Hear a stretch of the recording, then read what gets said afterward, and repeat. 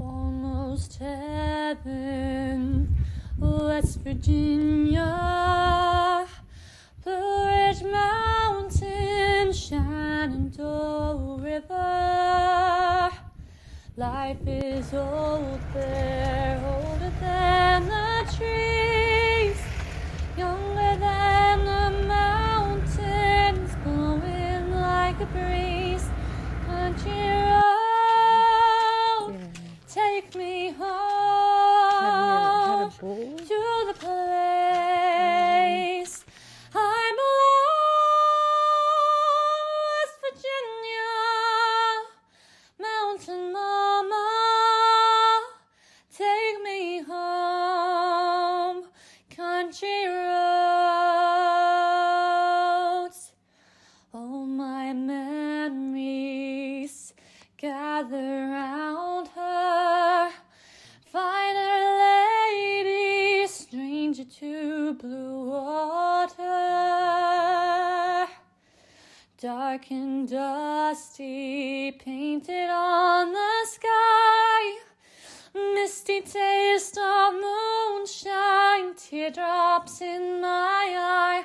Country road, take me home to the place I belong. West Virginia, mountain mama, take me home. Country roads.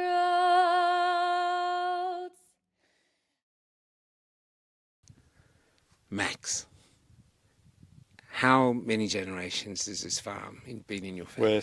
I'm second generation. Yeah, and your father, you were saying before, was a cray fisherman. He was all manner of things, greengrocer, but he finally decided to become a farmer. What was the attraction of farming for him? Well, his father had been a farmer, about 20 kilometres west of here, but he didn't get on all that well with his father, and so he went to do other things. Okay, and how was he as a farmer? Did he embrace it? Did he like it? He was a money man, so he knew how to budget, and he knew profit and loss, and he knew what he needed to do to turn a profit. Yeah. Yeah. What was it like for you as a young man growing up on a farm? Well, it was definite freedom. Yeah. And explain the freedom. What are the things you look back and think, my God, we were free? well, our parents didn't really parent us so much as we just did our thing. And when we were asked to do something, we did it without question. Yeah. So the farm was a team effort. And you were saying that you did it without question because your father was 24 stone, 6'7". Oh, you didn't muck around. Yeah, there was a high level of respect. But apart from the respect, what was he like? Was he a fun guy to be around?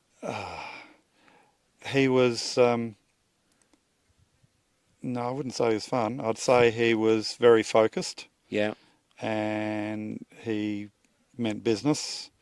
He had a lot of time, he put a lot of effort into politics, more state level and, like bigger picture politics rather than local government type thing. He wasn't a politician, but he was, all about farmers' affairs, and he, even back in those days, he knew that our government was pretty much corrupt. So he wasn't a silent voice then, he was active? No, he wasn't a silent voice. He reported as a farmer reporter for the ABC, and wow, lots of people have heard about Dad and the things that he took exception to in his farming life. Yeah. I wish he was around now in a lot of ways through this COVID era and just everything that's going on, because he would have been in his element. He was a fighter, and he was a very, very capable man. So are you a fighter? Just before we go into the main interview, though, this is the third time we tried to do this. This car, now, as far as I know, it's not a Dodge. What did you call it? It's a Chev Bel Air or Biscayne. It cost your parents $300. Yes. But you said there was 5 kids and 2 parents. Yes. All of you tall. Yep. Was your mum tall as well? Yes. Yeah. She was about 6 foot. So So you got 7 giant Australians in this incredibly gorgeous car, and you were saying, talk about when you were going to church out here in the country, that it was a community event. oh yeah, yeah. Any church, whether it was church or going to the drive-ins. Oh yeah, yeah, As kids, we stayed on the farm pretty much all the time, unless it was school. So that was school bus. But for church, yeah, heading to church if it was a wet day. Everyone that was heading in that direction on that road on that day worked together as a team to get us all to the to where we were aiming to get to. so it's all in your Sunday best. Yeah, yeah, yeah. Every now and then you'd have someone that once they got going, they're like, see you later, wouldn't want to be or whatever.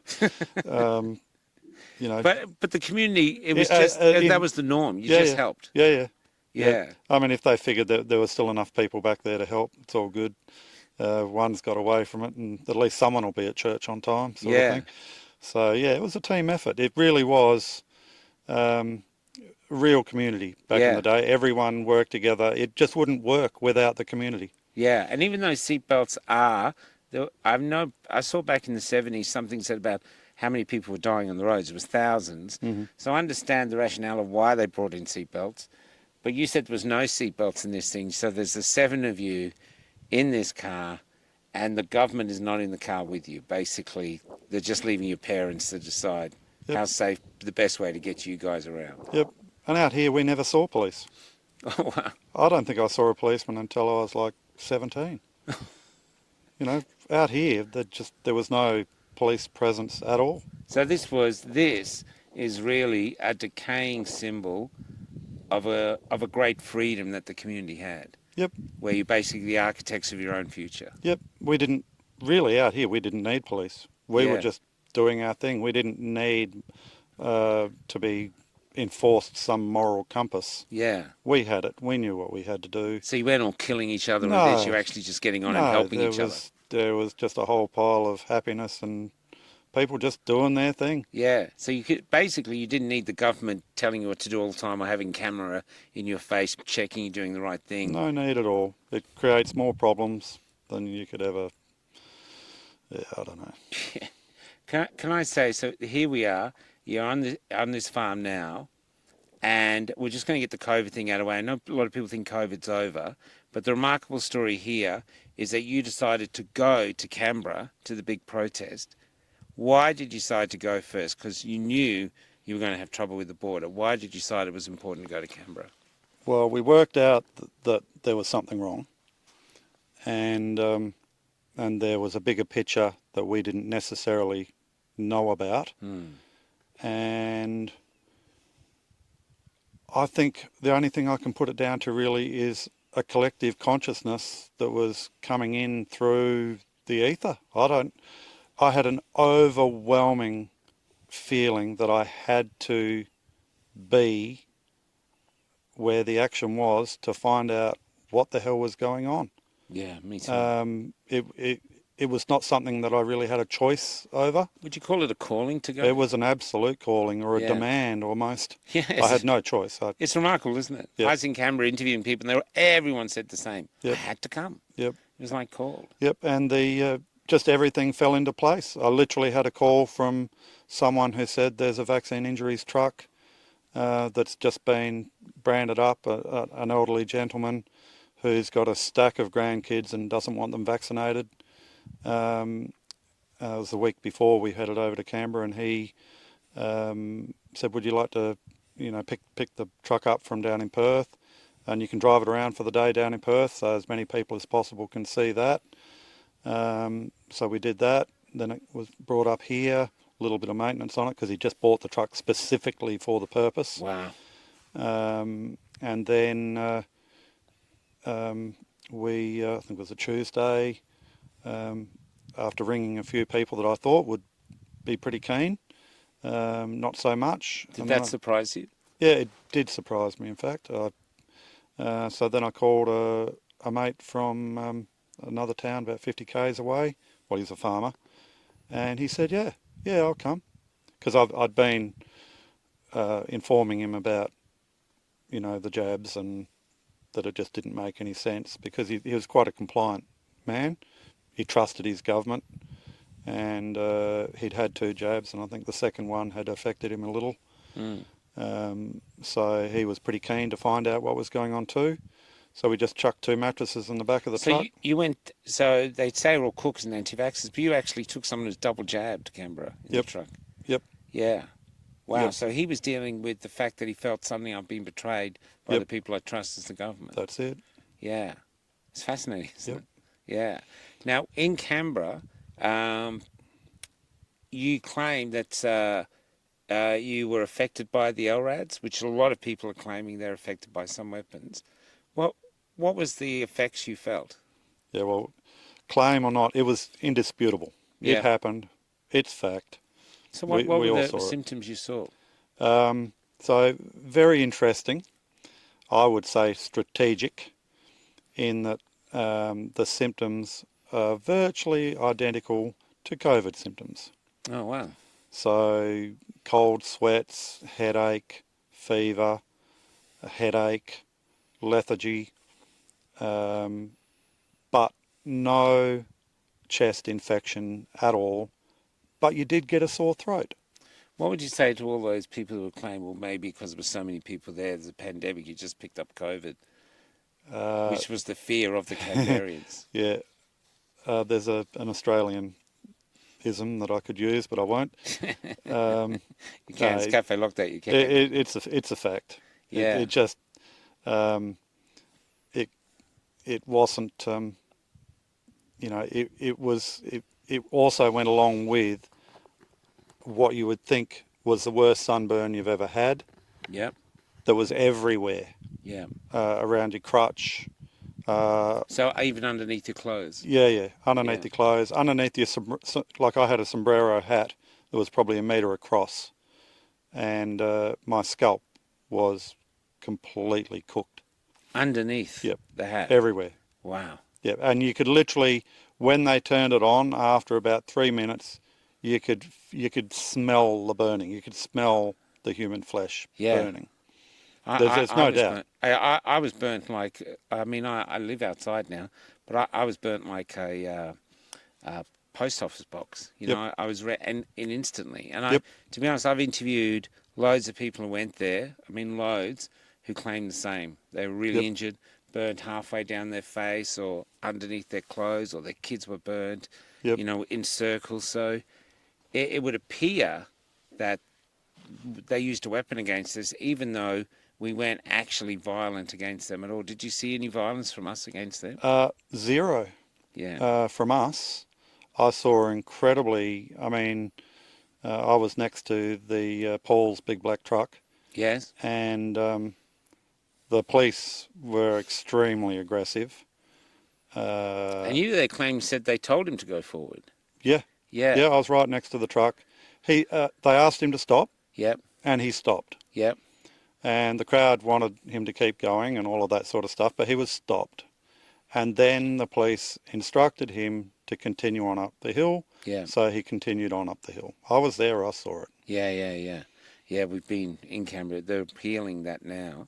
But let's talk about when you came back from Canberra, and because you had to cross the border, which was sealed. And even though you're a Western Australian native, Yes.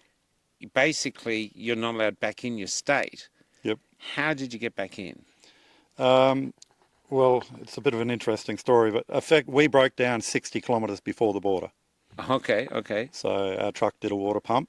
Yeah, wow. So, and 2 absolutely beautiful Australians that had actually been over to Canberra for the rally pulled up and gave us a lift into town with their little baby. Which town was that? Border town? Yeah. So they took us into Border Town. Border Village, I think. Yeah, Border Village. Village. Border Village. Yeah. And they were adamant they were heading back into WA by hook or by crook, and they, certainly one of them wasn't vaccinated, and a lovely Aboriginal lady. Oh, wow, cool. And so she was the first that I know of to be arrested coming into WA. Fascinating. So she ended up in I believe it was cell 3 at the East Goldfields jail, That'd be in Kalgoorlie. Kalgoorlie, in maximum security isolation. So, yep. Incredible. Yep. So That'd be an interesting story to know, because we know some got arrested. We haven't actually met one yet. But so what? You got a water pump brought out to you? So the person that owned the truck organised a water pump for us. Yeah. And us being, I mean, I'm pretty conservative sort of a guy, and I don't want to hurt people. I don't want to make people feel uncomfortable. So we decided, well, we're waiting for this water pump, and we'll isolate ourselves at Border Village for 14 days, and wait until we've isolated and proven that we're all good, and then we'll head back into WA. But during that time, a couple of things happened that I didn't plan on. One of them was my throat started to close up. Oh. I think it was a combination of all the stress and anxiety of the government through the police force attacking us, but also the effects, the stress involved with that and the effects of the microwave weapon.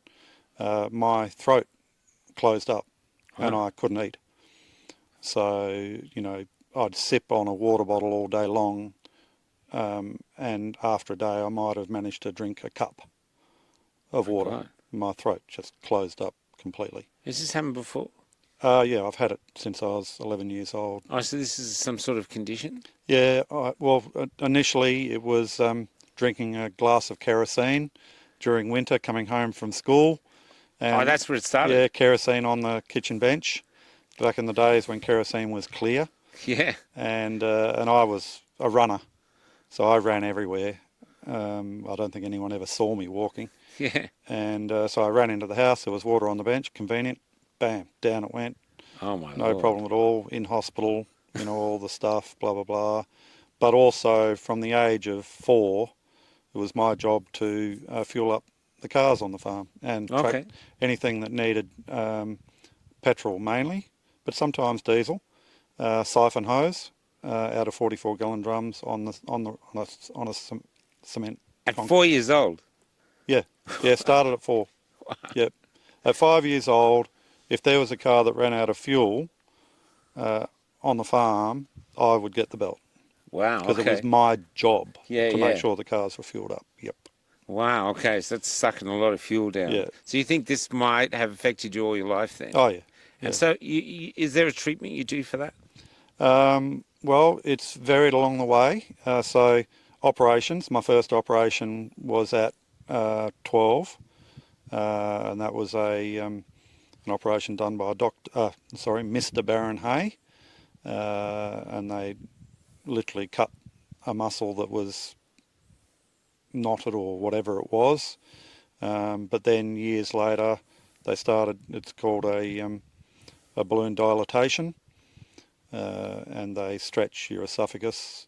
You've got to be very, very careful because it can rupture. Mm-hmm. And because I'd originally had an operation on my throat and there was so much damage, and because it happened when I was a child, while you're still growing, it was a bigger issue. Adult men can have, they can siphon all of that sort of stuff, but their throat is already developed. Yeah, I understand. So, sorry, where were we at? So it's just saying this treatment. So when your throat closed up at Border Village, was there a treatment you could do? Did you need any medication for it? Well, yes. So once my throat had closed up, I couldn't do anything about it because it was a tablet. Okay. That you crushed up. Well, I would have had to try and crush it up and get it down, but because I was barely even able to get water down, wow. and this tablet wouldn't do anything at that stage anyway. Once it's closed up, you've got some pretty serious issues. And you hadn't taken the tablets with you? Or Oh yeah, no, I'd been taking tablets over east, but they only do so much. Okay. They help keep your acid levels under control. Yeah.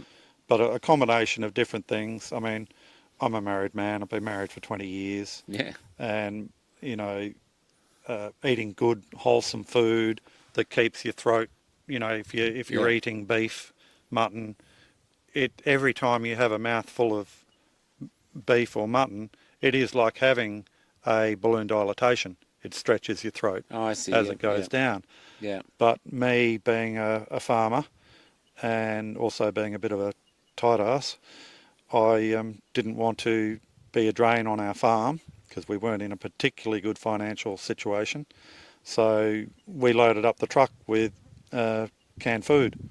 So I'd Oh, I been see. living on Shit. canned food, Yeah, not substantial food that was stretching my throat.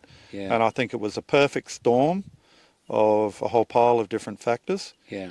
that put me in a world of trouble. So by then you had to get back, really. You had Yes. to get back home. Yep. Now, Border Village to here is probably about 1,000 k's, or actually Uh, no, it's about 1,500. we worked it out by the back roads. If we took all the back roads, we could get back to the farm in 24 hours and under 1,500 kilometres. Yeah, And we wanted to try and abide by the rules as much as possible of the, what is it, that ridiculous, good to go from. yeah, that thing. Yeah, So we worked out through a off-road book that we had how we could get home under the 1,500 kilometres. did you go through Border Village first? Yes, we did. But when we went through, we thought we were actually doing the right thing. We'd been aboard Border Village for about 10 days, Yeah, and we'd heard, I think it was Channel 7.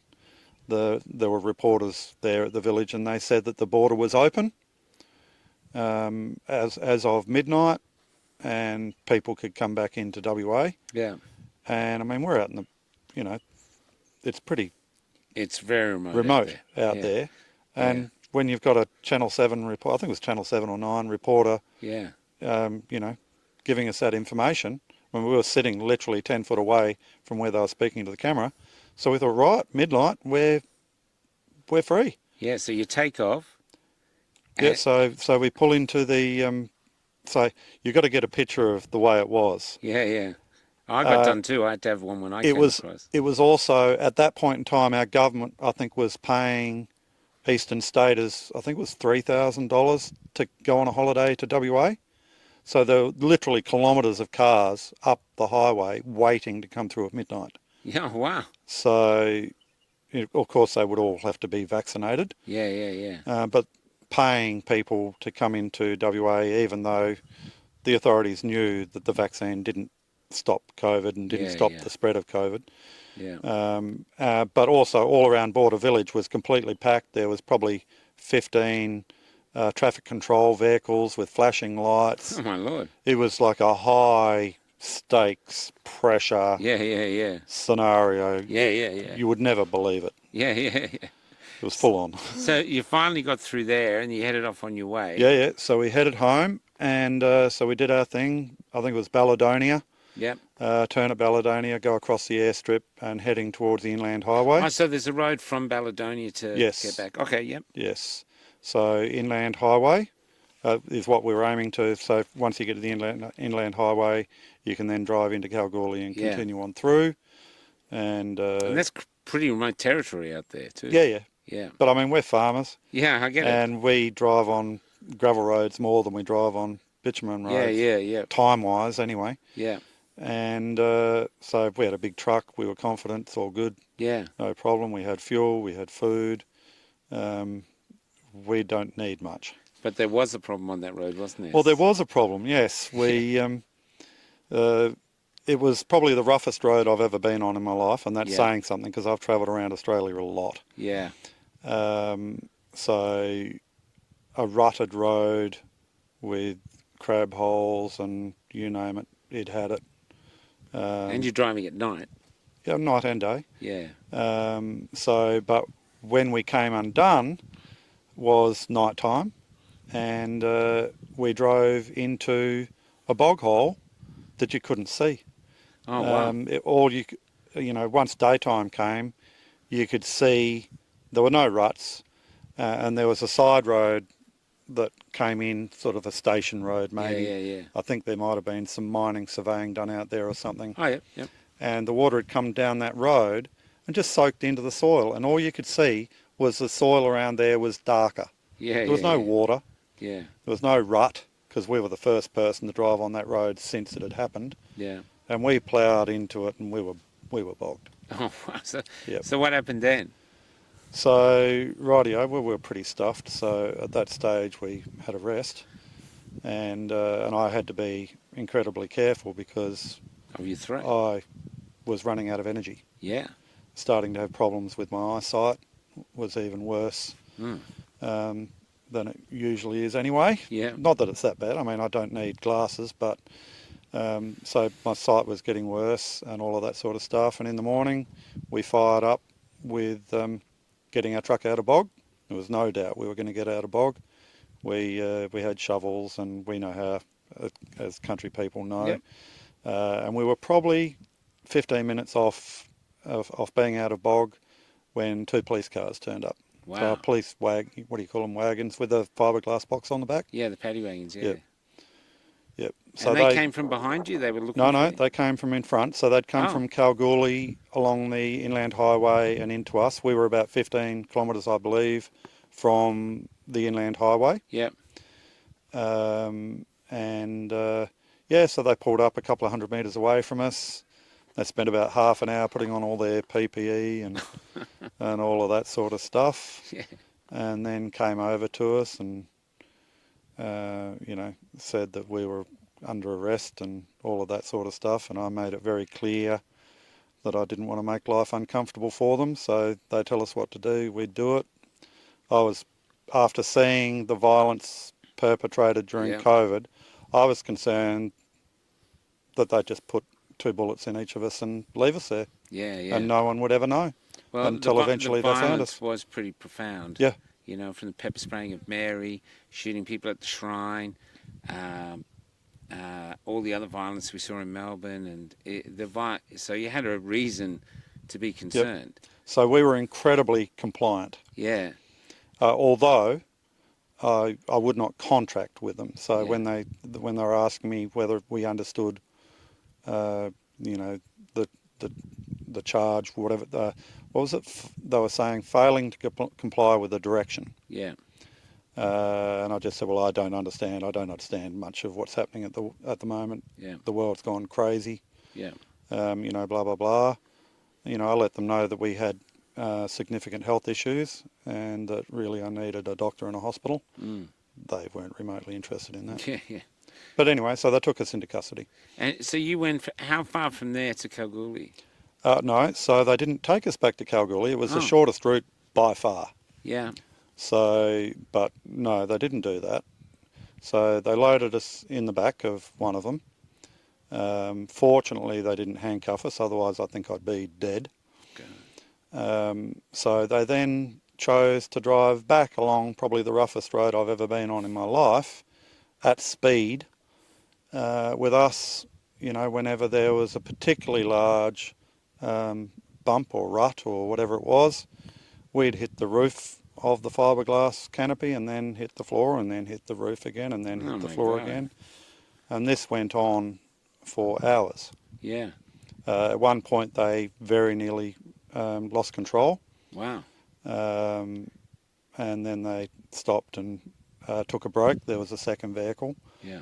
And they had no care factor at all. Where'd they take you then? Not Kalgoorlie? So they took us back to the overland, like what's it called? Is it the Great Eastern Highway? Yeah. And then to Norseman. Norseman? Yep. Okay. So, all right. Yep. Norseman. So, yep. So, so there's a jail in Norseman? No. So they took us. So once they got us to Norseman, they pulled in at the BP. Yeah. They pulled up over the curb, and they could. Apparently, they've got a camera in the back. They can see what's going on. So they knew we were bashed. Yeah. They knew exactly what they were doing. Yeah.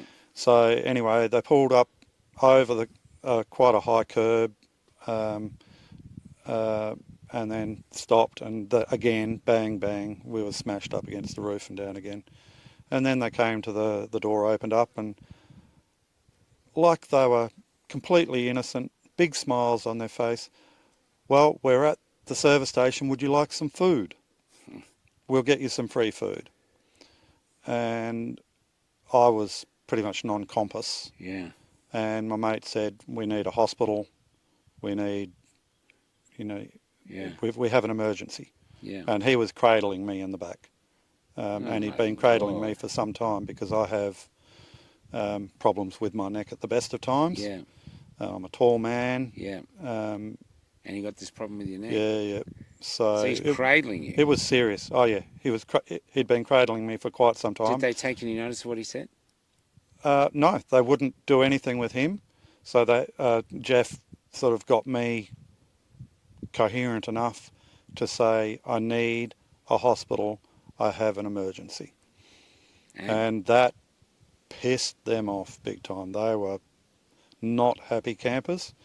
So they slammed the door on the canopy, and they knew it was neck. Yeah. Slam over the curb, no care factor at all. Wow. Not gentle. I mean, I know going over a curb can be rough Yeah. at the best of times. This wasn't that. This is a taxpayer paid for vehicle. Yeah. We don't care. Slam, bam. Let's see if we can hurt these guys some more. Yeah. And the government had already basically told them, you can hurt these people. Yep. You can I think so. You can use their violence against these people because, or in their eyes, they weren't taking the vaccine, so they're endangering everybody else. That was their thing. But in actual fact, they just weren't being compliant. And that's what we saw at the shrine. When they came to shoot us, they weren't shooting us because we didn't take a jab. They were shooting us because we were holding on to the old Australia where we thought we had rights. Yep. And they were telling us, no, you're going to do what we tell you or we'll hurt you. And they did. Yep. So we're seeing the similar thing here. It's almost like government-sanctioned violence, to be honest. Yep. You know? Yep. So they then took us to the hospital in Norseman. First of all, they're testing you for COVID. Yeah. Neither of us had COVID. I didn't particularly like the fact that I was being tested. But You're in a situation, custody. you're tough. Yeah, you're in custody. That's right. That's right. So anyway, they put me into hospital, and I had it's like a video consult thing with a doctor. He said, this is an emergency. He needs to have a scan, CAT scan, I think it is. Yeah. So they have one of them at Kalgoorlie, Kalgoorlie Hospital. So then they organised a hospital, an ambulance to take us to Kalgoorlie. And the same guy that drove the paddy wagon that bashed us for the period of time coming from where we were arrested, drove the ambulance. And there was roadworks or most of the way. A significant amount of the way from Norseman to Kalgoorlie. Was he any gentler in his driving? No, he wasn't. He took every opportunity he could. Wow. Going over the roughness of the roadworks. Yep. It's interesting, isn't it? I have no memory of the police being this brutal when I was young. Maybe they were, but I got no memory of it. Yep. But I've seen plenty of it during this time. I'm saying they're all like that, but there is a healthy percentage. I think they selected in particular a certain type of character to deal with the dirty, disgusting anti-vaxxers. Yeah. When you got to Kalgoorlie, what happened? So, first of all, I went to the hospital. Yeah.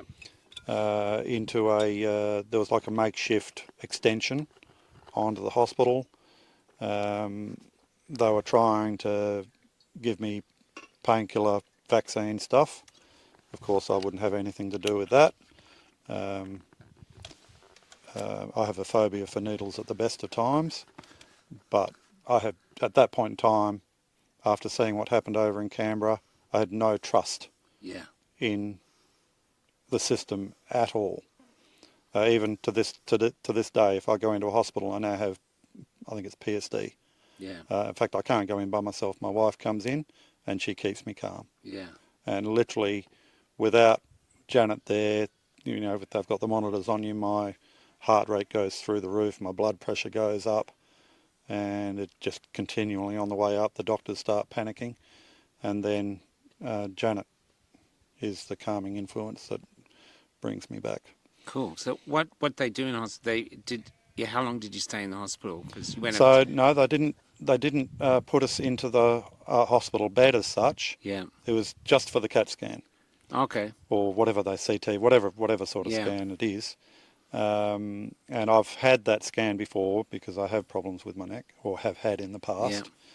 And I could tell at the time that it was a pretend. Yeah. They Okay. were faking it. Oh, really? So Just to tick a yeah, box. usually that scan takes about 20 minutes, Yeah. and you have to be dead still.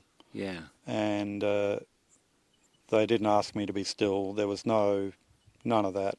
2 minutes. It made a bit of a buzzing sound, and done. No, you're fine, Wow. and off to jail. But now you're in a Kalgoorlie jail. What was the Kalgoorlie jail like? Rightio. So police lockup to start off with. So I was reunited with my buddy that I went across Australia Oh, with. yep. Yep. And so we were there for, I think, probably just a couple of hours, few hours, maybe something like that. And then we were we received a phone call. We don't know who it was from.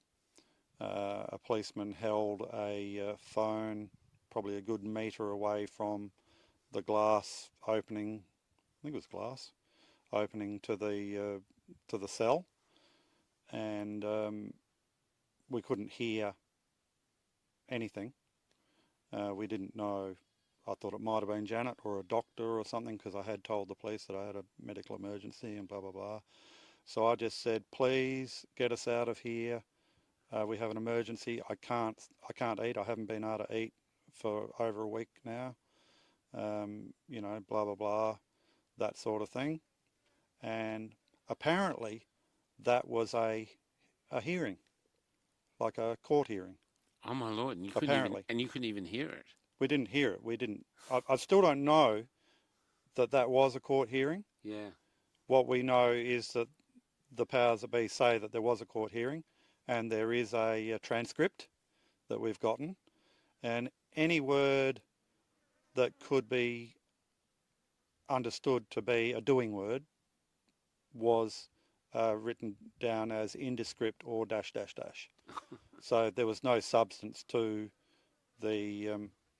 to the transcript at all. Yeah. Yeah. So what So happened after that? so after that we were then transferred to the Kalgoorlie lockup, maximum security isolation. Wow. Yep. And that you're by yourself or with your friend? No, with my friend. So that was a savings grace, because I'm Yeah. pretty tough. Yeah. I can handle a lot, even if I am, you know, weak. Mentally, I'm quite strong. Mm. Um, and so anyway, we got put into cell 6, which was at the end of the row, and yep. So we were now inside. And have you ever been in trouble with the police or in jail before? Never. So this is a first off. Parking tickets. Oh, sorry, parking. No, never had a parking ticket. Speeding fines. Yeah, yeah. So here you are for the first time in maximum security jail. Yep. For going to a protest. Yep. And in a democracy, it's a human right to protest. You know, in a democracy. Yep. The only issue is crossing the border, and the front of our passports say there can be no borders. So we've got these emergency powers, which gives them borders. Here you are in a jail. How did you feel? I guess it was surreal. Yeah. We've got to deal with this. And how big was the cell? Oh, decent size. Okay. Bigger than the cubicle from my boarding school days. Okay. Okay. That's a good thing. I'm fine with that. Yeah. It's not really an issue. I was on the floor on a thin mattressy thing. My mate he's used to the finer things in life compared to me. So So I the let concrete him bed. have the bed, and So that was all good. But the first thing they did in the morning was they brought in a big bag of clothes for each of us and a map of the jail area and what part of the jail would you like to be in because you're going to be in for a long time. A long time. Yeah. So, yep, we were going to be in sort of a year, 2 years sort of thing. Is that what they were saying? Yep. What on what charge? What for? Just crossing the border? Failing to comply with the direction. So how long did you stay in jail? So we were in for 6 days. 6 days. 6 days. So you think they were bluffing then and changed their mind? They were just trying to scare you, or? Well, how can I put this? After being over in Canberra as two bachelors for, well, it was about 3 weeks, Yeah. 4 weeks with the travelling, Yeah. we were looking pretty rough. You know, I hadn't shaved, you know, we hadn't done any, we had clothes, and I wouldn't say I was absolutely disgusting, but I certainly wasn't looking my best. Certainly not looking like a person that's worked every day of his life and Yeah. and has 2 kids going to good schools down in Perth and, you know, doing the thing. Yeah. And I think they thought we were shit, that they could do what they wanted to. Yeah. Yeah. Yeah. And what happened to the truck left out on the road? The guy that owned it, um, once we got out of jail and got home, I contacted him, let him know where it was, and he had some resources, so he was able to locate it and get it back. Okay. We didn't go out there again because we were nervous that the police would potentially have planted drugs on it or something like that. Yeah, So understood. we stayed the hell away from the recovery of the truck. But they drove it out. Okay, but those We 6 actually days. had it ready to go. Oh wow. We were literally just having a rest before we hopped in the truck, and we would have been on our way. Yeah. Look, going back to this 6 days in jail, you've still got this medical emergency that they've dismissed. Yes. How did that fare in jail? Did you finally get some medical assistance? The only thing that had any chance of doing anything at that stage was a particular drink that helps wash food down, but that's Coca-Cola. Ice cold Coke stimulates the throat muscles, and the fizz and the force helps food go down. But I think possibly I was probably even too far gone for that.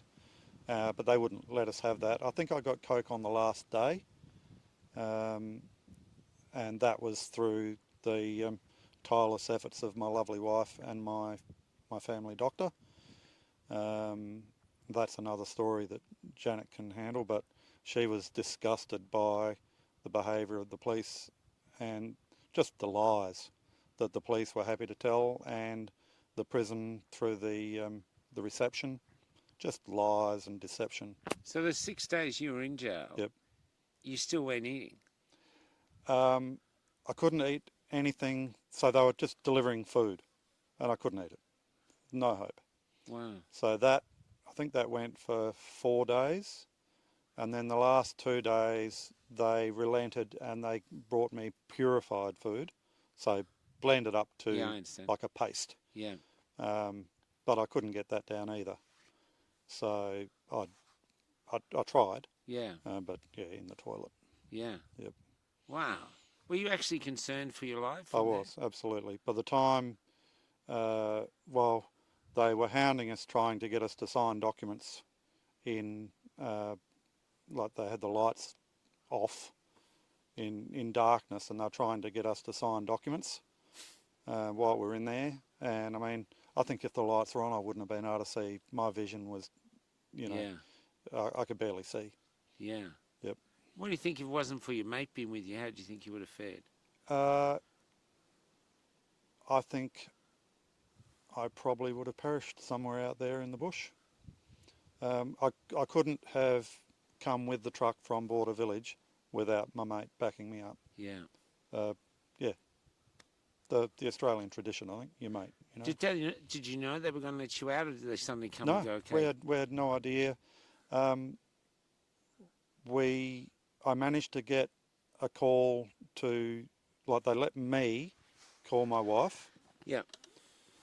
So, there was a lot of luck involved with that, because our farm is in a basically almost no mobile phone, Yeah. and our phone through Telstra works reliably about half of the time. Oh, wow. So luck was on our side, Yeah. and she organised a lawyer that started doing lawyer stuff, um, and but my mate, they didn't let him make any phone calls, and it was on. But doesn't he have a right? Well, when you grow up in a world like Yeah, that's what I us in the thought. I thought you country, had a we right of a don't really phone know call. our rights. I know, but I thought just from TV, I thought you had a right to make a phone call. You Or is probably that do. is that American? You probably do, but um, from what I've seen, that's more a pretend right. Yeah. If they feel like giving it to you, they will, but if they don't, well, they won't. Because Wow. I don't think we actually have a legitimate judicial system, and I don't think we have a legitimate government. I think we have a criminal organisation masquerading as government. So when you were let out, what was that like to finally get out? Was your wife there to meet you? Well, first of all, the only reason Jeff, I think, got out was because on the phone call with my wife, I asked her to talk to my lawyer and organise if he would um, represent my mate. And he said he would, but he needed to be engaged by my mate. So I tuned Janet in to organise that, and I said, I will put my mate on the phone, and he'll have to ask the question very quickly, get the answer. So the phone call the day before, we were told we were going to have a court hearing in the jail. I took my call with the lawyer, spoke to him for about probably 30 seconds, and then I said, I'll hand Jeff over now, and handed the phone straight to Jeff. He asked the question quickly. Jeff said, yes, I engage you as my lawyer. But by then, the prison guards were already dragging Jeff away. They didn't want him to be able to communicate. Yeah, yeah. Incredible. This is what really interests me is how they treat their fellow Australians. I mean, these are Australians treating Australians like this. And your only real crime is you're challenging the government. You're not challenging it violently, you're just challenging it. Yep. And we're seeing this across the country. They don't like anyone challenging them. Well, we just wanted to get home. Yeah. So at that point in time, like once we left Canberra, we've been attacked by our government, and our safe place is the farm. Yeah.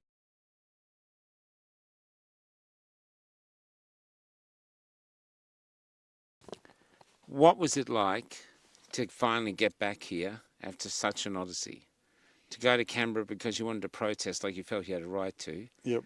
and to get back here after being injured in Canberra and the ordeal in the prison, how the state treated you. Well, we were still, it was still an emergency. I still hadn't been able to eat. Yeah. So it was, So had you you know, lost weight by then? Were you? God, I was a bloody stick. Wow. Yeah, I'd lost a lot of weight. Yeah. Um, So they would have seen that. oh, yeah. Yeah. Yeah. Okay.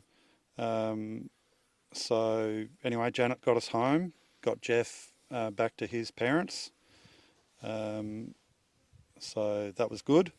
And then it was straight into getting hold of doctor, getting a date organised for operation, which happened in fairly short order, down at St John of God's, the cancer ward, because that's where they do the balloon dilatations. Yeah.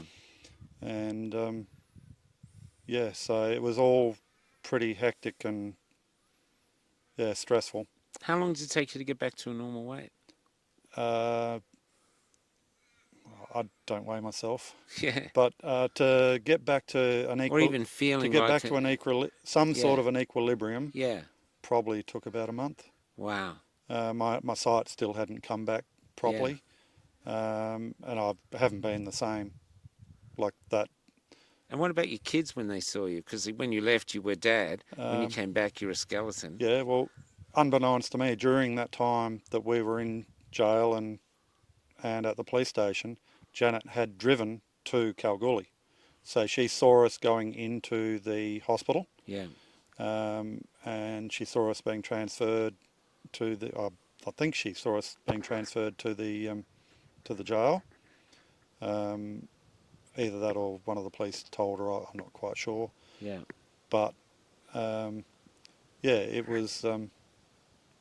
Sorry, I've lost my train of Oh, thought. it's just how your children when your children first saw you when they saw you for the first Well, time they were after. disgusted, absolutely disgusted. They saw, because they were both there, and we don't shield our children from anything, Yeah. and we had nothing to hide. What do they say? The truth will set you free.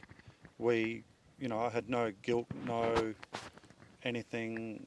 It was just disgust for a government and a police force that would do what they did to us. Yeah. And yeah, it's changed my children. They well, obviously they know their dad, Yeah. they love their dad, and they could see what was going on.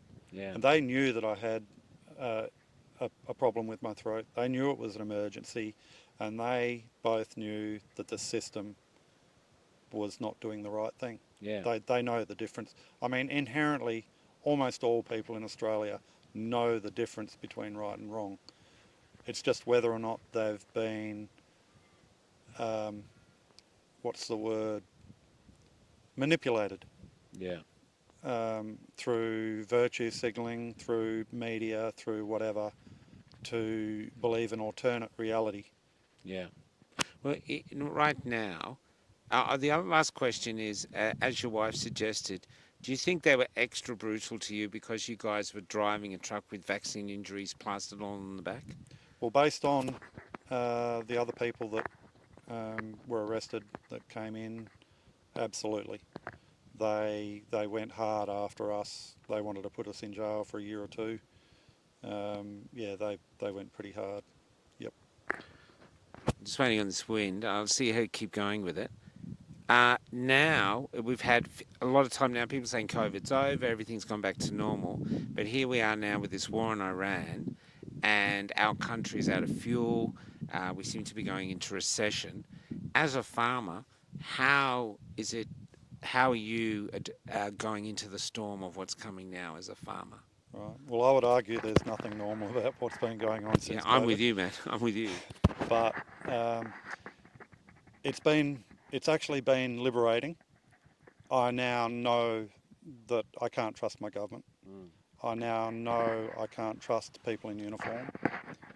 Um, I now have found a group of people that know the difference between right and wrong, and that has been a major stabilising factor that has helped us. Um, we know that what's going to happen, like fuel shortages. We knew that Iran would blow up. We made sure we had enough fuel. We knew that fertiliser comes through the strait next to Iran. We had enough fertiliser. We, when you're awake, when you know what's going on, it helps you to navigate what the government because our government is not our government. It's someone else's government. It's controlled. They're just puppets. So you don't think they're serving us anymore? No, there's no chance. Maybe Pauline Hanson, I think, maybe. Yeah. You know, you think about the politicians that the mainstream media and the government and the system dislike, the ones that they're always telling us that, oh, he's had a gun charge, or he's had this, or he's had that. These bad people. The reason you're getting that information is because the reason the population has been told that those people are bad and the only time you ever hear about them on the radio or the TV is because they've done something bad, is because those are the only people that are actually on your side. They are for the people, and the government and the opposition can't have that. Yeah. It's like more redeeming at the moment in the Liberal Party that they Yep. kicked out. Yep. Yeah. Well, Labor and Liberal, they're controlled by the same people, in my opinion. Yeah. They're Well, not for us. what do you think out here, though? I mean, you said you're prepared, but around here, what about most farmers? What do you think they're going to face coming? Do you think they're going to not put crops in or half crops? Or, I mean, this is because there's rumours now we could be facing a famine and all manner of things. And what are your thoughts, or what's the feeling in the community about everything's happening right now? Well, I've shrunk away from the community a bit. We've gone into self-preservation mode. Remember, of course, we're dirty, disgusting anti-vaxxers. That's true. But I know enough. Farmers are on the edge at the best of times. Fortunately, farmers are incredibly optimistic when it comes to farming. That's what they do. I mean, anybody that's a farmer, they're not doing it for money. They're doing it for the love of nature and growing things, looking after their farm, but also that has transformed into surviving, not being the generation that loses the family farm or not losing all the wealth that they acquired before they chose to buy a farm, Yeah. which is what my situation is. So farmers are going to be very careful this year. I'm quite sure that less area will be cropped. Probably the people that are lucky enough to still have sheep will increase their numbers, like natural production. There'll be a lot of very, very nervous farmers. The other thing about farmers too, there's a high suicide rate. Is a lot of that got to do with what you said, the losing the farm? They're the generation that loses a multi-generational farm. Does that play a factor in the suicide rate, or just try and understand what are the driving forces behind such a huge suicide rate amongst farmers? Well, obviously every man's different or woman's different, but for me, my gut feeling is it's not necessarily just the potential that you may lose the farm. It's when a farmer realises that his government, and I know it's just a perception, but the perception that city people don't care about farmers. Things happen in farming.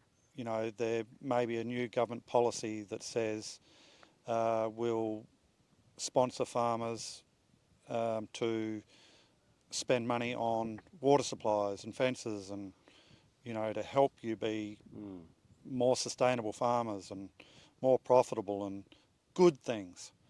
So, and just after the end of that time when farmers have borrowed a pile of money through government loans or systems, Yeah. then suddenly there's an export ban on cattle that the government imposes. And all of those farmers realise, in my mind, that they've been played. They've been manipulated into a situation where they've got more debt than ever, and the government has now cut off their potential for income. Wow. I believe it's strategy. So they actually feel like they've been betrayed. They've been betrayed. Once you get to the point where you realise your government hates you and you're not making much money, And you got if any money, and maybe you're going to go down anyway, Yeah. you know, some people can't handle that. Yeah. And that's what I believe. If our government were to change, what do you think farmers need now to start getting back to their full potential? They need to be left alone. Do you know, I interviewed a Polish woman once because I was asking people, give me a T-shirt slogan for freedom. And I'm going to swear. And she said, and no one could come up with one. And she said, I'll come up with one. because I've been in it, and it's leave me the fuck alone. We need to be able to just do our thing. We Yeah. know what has to be done to grow a crop. Like you did And, when you were young. yep, and I mean, how can I put it? Government, GRDC funding encourages best practice a certain type of farming which involves chemical farming. That's not what farmers wanted. All farmers used to be organic farmers. Farmers have been manipulated into a situation where they've become farmers that need to use chemical and all manner of things to try and stay ahead of the bank manager. So it's like I had another farmer tell me like the land is actually almost dead now. If it doesn't have the fertilizer, things won't grow. Yeah, for the people that are the fertilizer in particular pretty much destroys soil microbes, mainly the fungal microbes in the soil, beneficial fungal in the soil. And so it's a bit like becoming a drug addict. Your farm is addicted to fertiliser. Now you can get off that. You know, once you learn, you can do that. But there's a cost involved, and a lot of people can't afford that cost because they're 6 months off having the bank take your farm. So the farmers want to be healthy. They want to grow nutritious food. They want to have the land arable. Arable, is that the word? They want to have the farm that it can do that, but instead we're killing the soil to feed the banks and to pay the profits. Pretty much, they've been manipulated. They've been corralled into a system that is not good for them, not good for the consumer. They've been corralled into a system that treats them with contempt. Early on, a lot of people have heard this, but early on when I was doing talks in Melbourne in the marches, a young woman came up to me and said, Michael, you've got a moral obligation not to sell hopelessness no matter how tight its grip. And since then, there's been a lot of times when you really feel the grip of hopelessness. Mm-hmm. So here we are now. Where do you see the hope moving forward for Australians or for humanity in general? Well, people are waking up. People are starting to realise that things are not right. People are starting to make a decision to not accept the unacceptable. And it's a movement. It's growing gradually across Australia. We're seeing it through the One Nation movement. People are realising, rightly or wrongly, that, well, when I say rightly or wrongly, Pauline Hanson has been true to her word for a very long time. Now, I'm not sure myself, but I will vote for anything that offers hope. There is hope. I love Rod Culleton. The media has said a lot of bad things about Rod Culleton. I believe he's a good man. I believe he's a changed man from what he was before COVID. We're all And, changed since COVID. yep, I think he's done amazing things. I'd love to see a great Australian party, and I'd love to see Australians get on board with that. But I'm more than happy in a situation where I can't vote for a great Australian party member. I'll vote for a One Nation member. And can I talk about farming too? Because your partner said as a regenerative farming is taking off across Australia. Yes. But what are you doing? Are you still using tons of chemicals on this land? No, no. Or have So you changed? we bought into farming in 2016, and of course we had a big loan. So fortunately I'd met a man that had very good advice, and he said if you're going to do chemical farming, there are particular chemicals you do not use, and if you're going to use the fertilisers, use things that stabilise the fertilisers and make them more like a natural fertiliser. And we employed those rules. We did research, we studied, and we found a way of minimising the damage. And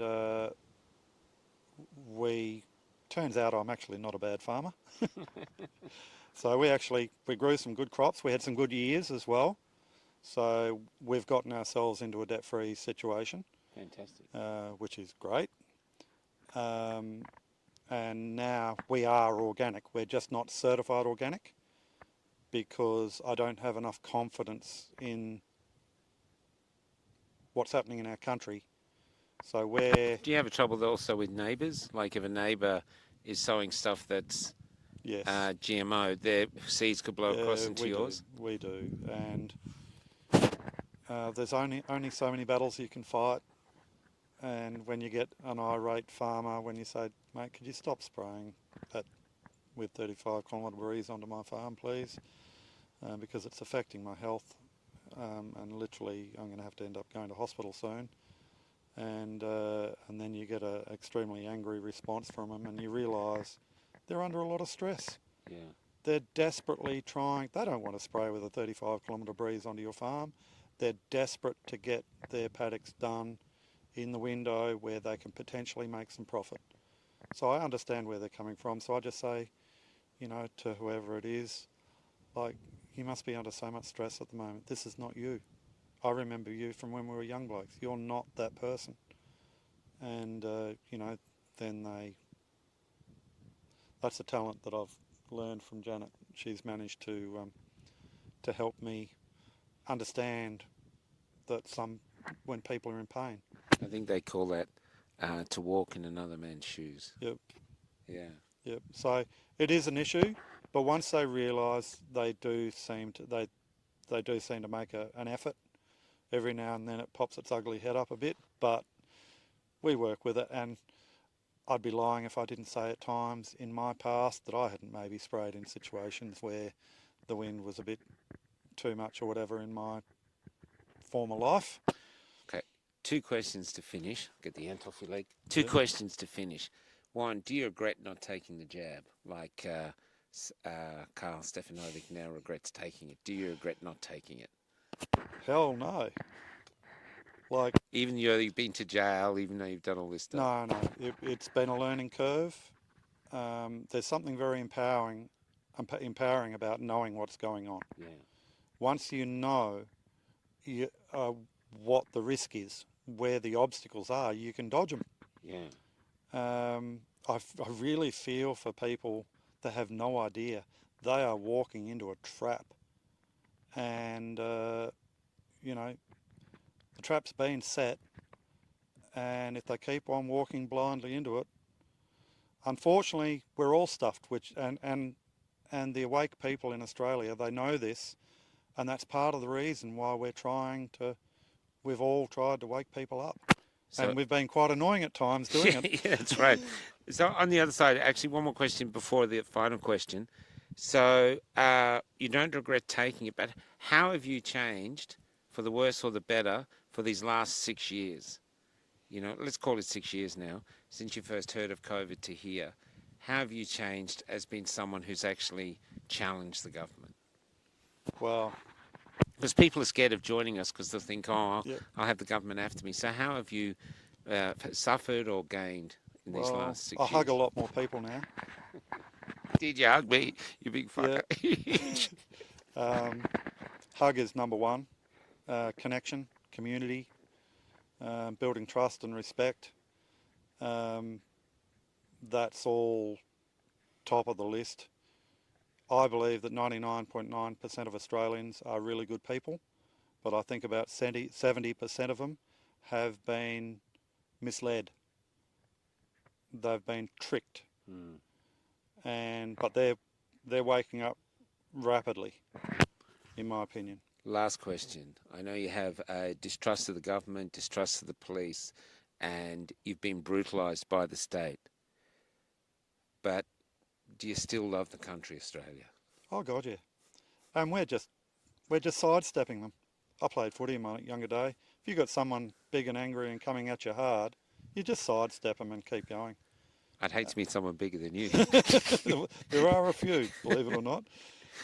So just sidestep them, and we're building an alternate world.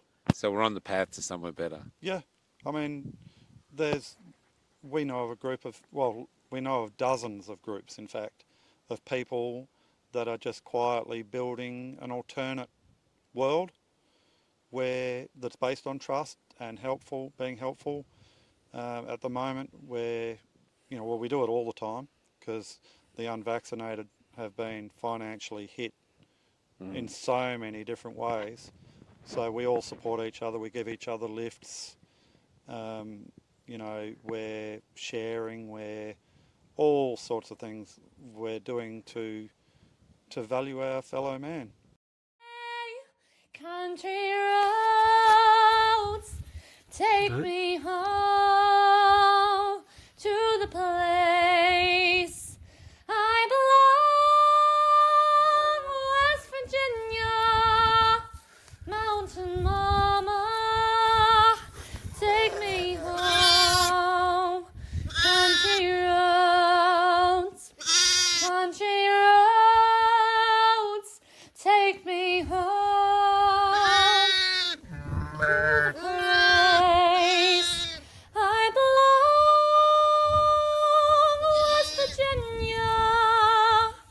Mountain mama, take me home.